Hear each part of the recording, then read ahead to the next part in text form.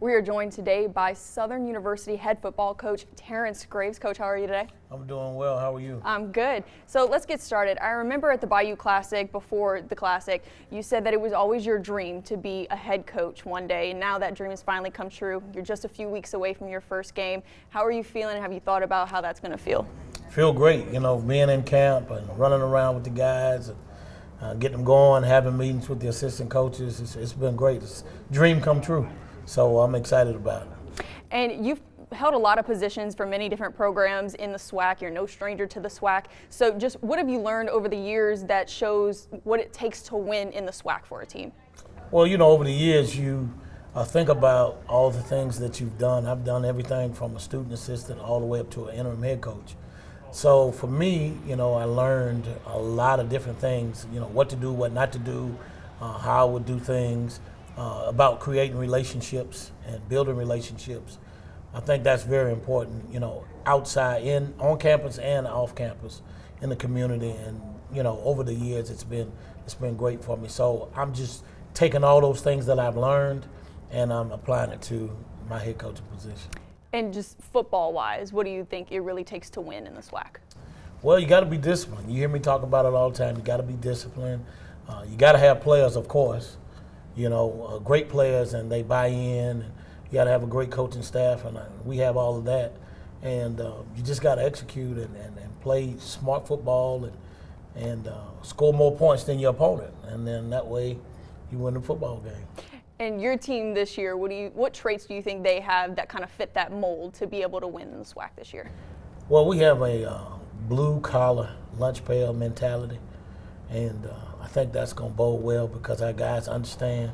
A lot of times your players take on the personality of coaches, and a lot of those guys take on that personality. We develop that over the winter and over the spring and even the summer, and those guys understand what we're looking for and how we coach and how we approach the game. So I think it helps us in terms of being successful. You're also not a stranger to the SWAC, but you're also not a stranger to Southern University in this program. You've done some stints here before. You coached under Pete Richardson. Just what did he teach you about being a head coach that you carry on to today? Well, it all started when I played for him at Winston-Salem State, and Coach was always about discipline. He was always about playing hard, giving great effort, treating people the right way. So it was a carryover, and then when I became not a head coach, but an assistant coach here for him, it was the same things. And, Coach was consistent, and he was fair. He was always learning, taught us how to be professional, always go and get professional development, grow, and be balanced. And so those things helped me today. You have a lot of former head coaches on your staff as assistants this year. How does that help you as a head coach to have that kind of knowledge, and what do you think it does for this team to have so many head coaches on the staff? When you want to be great, you surround yourself around great people, and I'm blessed and fortunate to have 3 former head coaches and a couple of coordinators from previous stops. And I think it helps me because this is my first full-time gig. And I think that experience, the wisdom, the knowledge, the know-how, the not what to do, the sounding board, they do a great job of letting me bounce things off to them, or I'll go to them and say, hey, I'm thinking about this. How did you handle this? How did you handle that? And then a lot of times it's confirmation. So to have that many former head coaches on the staff is awesome. And Southern's offense hasn't been where people want to see it in the past few years. You guys are trying to get back to that. So you bring in Coach Mark Frederick. You've worked with him before. What made him right for this position to be the offensive coordinator? Well, it was right when he was here as a student athlete. And, you tend to find out what type of players, or you can see down the road what they wanted to do. And when Coach Mark expressed that he wanted to get into coaching after he finished playing, he became a graduate assistant, and then he worked with us, and then he went off and became a coordinator. He became an offensive coordinator at 27 years old. And so he had some success as a coordinator, and then he went off and he was an assistant coach at a few other schools, and he's always growing and developing, and he's making a name for himself in the profession, so it was easy. And something we've always talked about, you know, the day that I become a head coach, he would probably be my offensive coordinator. And it just so happened, it happened here at Southern where we all started. So yeah, you can say that it all came back home.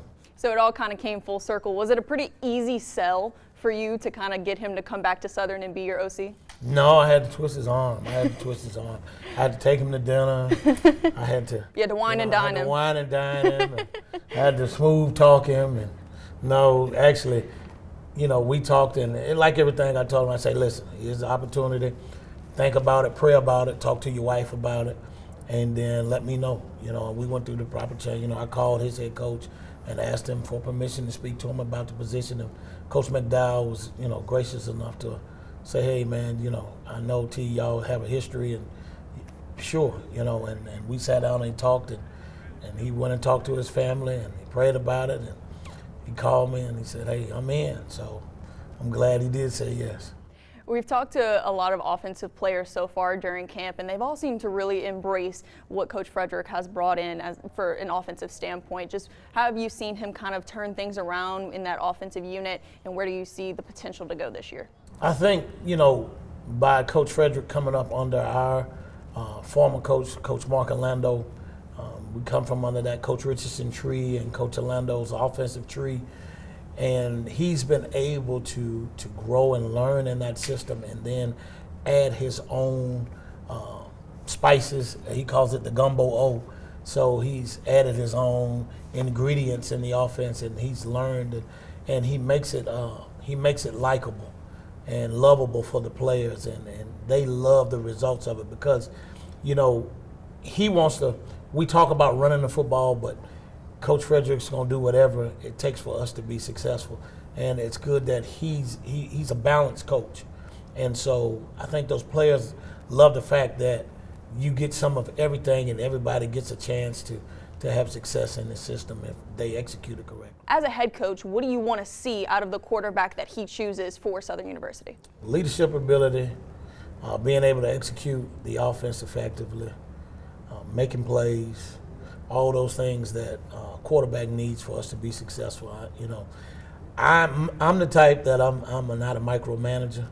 I'm a hands-off type of CEO, and so I trust those guys. I mean, why have coaches when you don't trust them to do the job? You know, so I have all the confidence in the world in the offensive staff, Coach Frederick and Coach Todd, the quarterback's coach, and that they will let me know who the guy is, and we're going to go with the guy that they say. And I'm going to be confident in the fact that we're going to have the right person. Do you see those traits in the guys that are competing right now? Absolutely. I think all of them have the leadership capabilities. All of them are disciplined. All of them can make plays. They have their own different skill sets.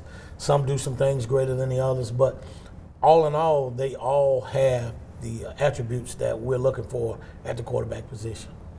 And talking about the defense, you're a defensive-minded coach by nature. We've talked a lot about depth on the defense when we talked to Coach Miller so far during camp. What do you like about the defense so far and kind of bringing back that dog day D mentality for Southern? Yeah, as Coach Miller said, we got depth, and that's good. You got to have depth because, you know, let's face it, offenses now is pretty much basketball on grass. And so that day of playing, one guy playing 60 plays or 70 plays, and being effective that day is long gone. So you got to have multiple people to be able to come in and play effectively. And I think they did a great job of addressing the needs, of getting depth of talent, and that'll allow us to be even better than we have been, have the potential to be better than we have been in the past. And I'm excited that we have that depth, and those guys are flying around and having fun and making plays. You talked about Coach Frederick's gumbo offense, but I think this team is kind of a gumbo within itself. There's some veteran faces that have been in the program for a while. There's some transfers. There's some new guys, but all showing a lot of promise. Just how have you seen them kind of mesh together and become one team and not just a bunch of individual players? I commend those guys because they bought into my philosophy of you all in. You know, we're all in, and we have an acronym team now. You know, together everyone achieves more in no other way. And so they bought into that. And guys come in and they know how to compete. We preach you gonna compete to be the best, and also compete to push one another, but don't allow the competition to divide us. And those guys have done a great job in the spring, the winter, the spring, and even the summer. Being here in the summer, most of the guys were here for the summer for at least 6 weeks, and they got a chance to bond and do a lot of things together.